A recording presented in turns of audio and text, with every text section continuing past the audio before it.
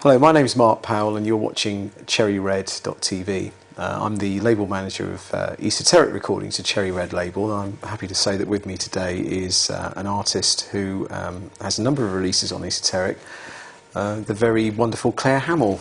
Claire, it's nice to have you here. Thank you for inviting me. That's all right. It's a pleasure, and I'd like to start off actually, Claire, by through this interview really is just going through the history of your career and finishing off with what you're up to now and your plans for the future. Yeah. Some of the earliest releases we actually put out of yours on Esoteric are the albums One House Left Standing and October, which you recorded for Island Records in the early 70s. Can you enlighten us a little bit as to how you actually got involved with Island in the first place and a little bit yes, my manager basically. I had a manager called John McCoy, and he had worked with Long John Baldry in a band called the Crawdaddies, and he'd met Chris Blackwell, and he suggested we go and see him as a kind of, first person to see.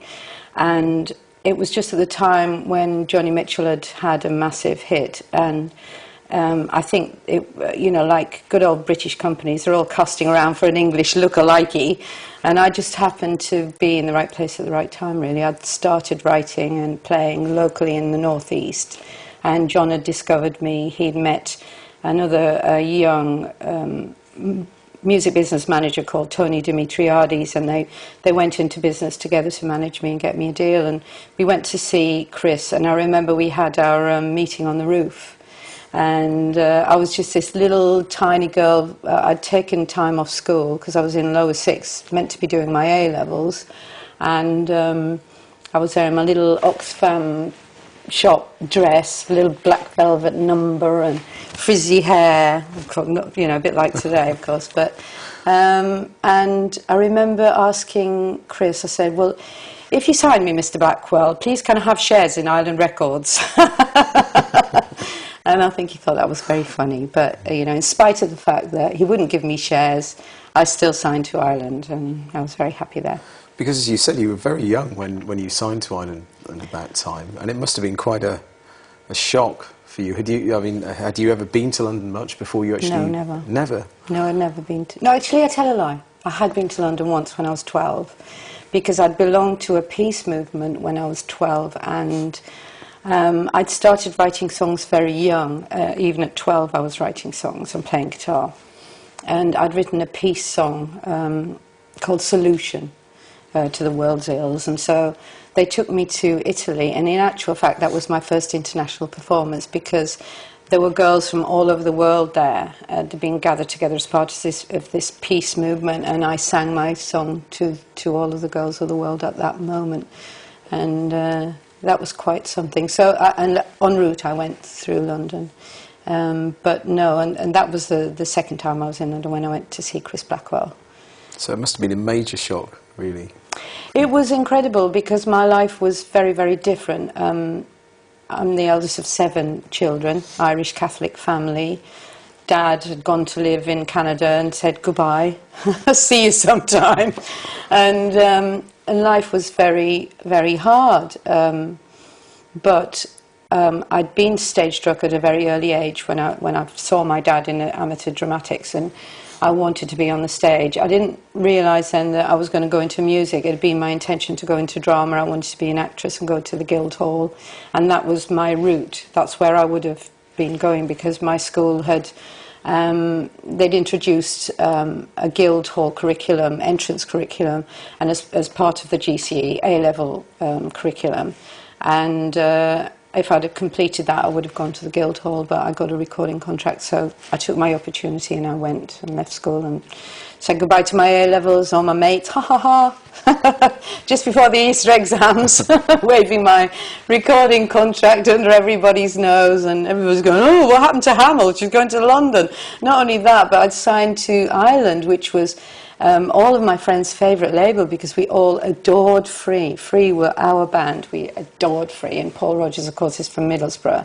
So there I was, rubbing shoulders with my heroes, and it was quite amazing. And you mentioned Free. Of course, a lot of members of Free ended up playing on your first album. That's right, yes. Along with John Martin. Yeah, John Martin, dear John Martin, yeah. And it's quite an illustrious lineup of musicians for a debut album, really. It was incredible. I mean, I was very lucky that Chris actually produced it, because, of course, nobody said no to Chris. And it was an incredible debut. I look back on it and think, wow, what an opportunity.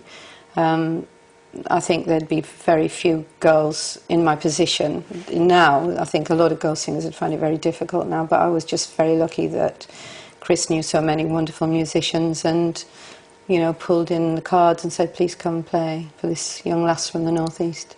Is that how Terry Reid came in then through Chris as well, was it? Well, actually, Terry came in because of Tony Dimitriades. He was managing Terry Reid at the time, and so, you know, Terry offered to play as well. They were all paid quite handsomely, I have to admit, as well, including John, of course. Everybody got their, you know, they got their session fee. Yeah. And it was part of your life as a musician, really. You know, the session fees were you know, they was looked on as something that was also part of your profession, and I think that it still is today, of course. Although I think the prices, you know, goes down and down. You know, people drive a hard bargain if the budget isn't there, and you like the artist. I've had good people play for me, and, you know, for nothing, just for a return gig. Oh, well, I'll play on your album if you sing on mine, sort of thing, and that always works as well. The songs you recorded then, that you'd written yourself, were incredibly mature songs, really. For how old were you at the time? Were you 16 or 17 when you recorded those? I was 16 when I wrote most of them, yes. But you've got to bear in mind that I didn't write all of the lyrics of the songs.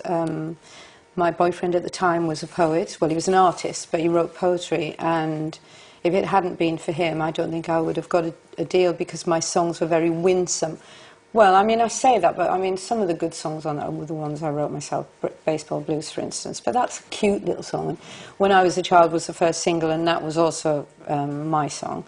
But the ones with the depth were really the ones that Michael wrote the lyrics of, and I'm always eternally grateful to him for that. You know, it was... Sometimes you look back on your life and you think about the people that you met and why they came into your life, and it was my fate to meet him, no doubt. Yeah. You mentioned Joni Mitchell earlier as saying that Ireland were looking for, or some of you felt they were looking for a British Joni Mitchell. Was she one of your influences at that time? Oh, absolutely, absolutely, yeah. By far the biggest. I think Leonard Cohen as well, and also the old jazzers and blues people were an influence too.